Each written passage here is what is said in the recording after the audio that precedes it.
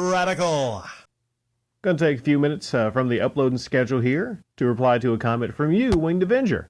You said, and on the same day that Rick decides to bring it all back, arch enemies AVGN and Irate Gamer announce a collab video.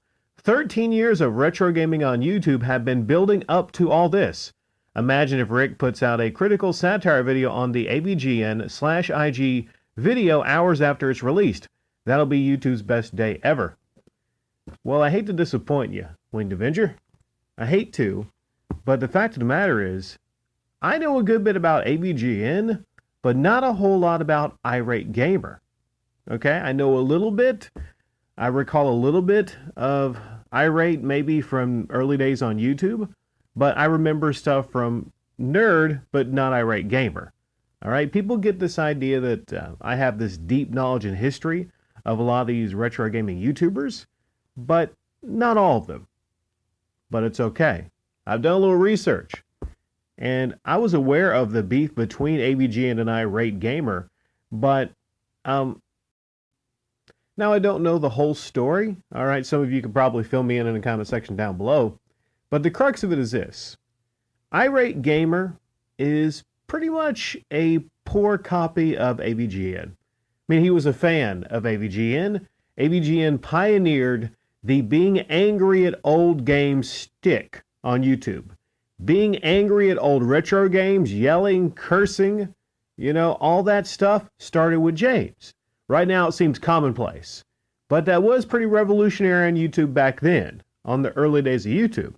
Well, here comes along Irate Gamer, who's a big fan, and basically kind of rips off James's whole thing. He copies him, basically. I mean, some people might say he did his own thing, but I look at it to be kind of like a poor copy of James and what he was doing. Now, he sent an email to them, and I hear it was intercepted by Mike Matei. And then that email was made public. And then there was a beef between them because, of course, Irate Gamer didn't like that, the email was made public. And then Irate Gamer winds up getting his partnership on YouTube, which was a big deal back then. Not a lot of people had the partnerships. He winds up getting his partnership before James. So imagine that. Somebody comes by, they rip off your stuff, and you could argue that, hey, YouTube is an open platform. People should be able to do whatever they want to do. But basically, he kind of ripped off James's thing, and then he winded up getting partnership with that, which actually blew up his channel a good bit.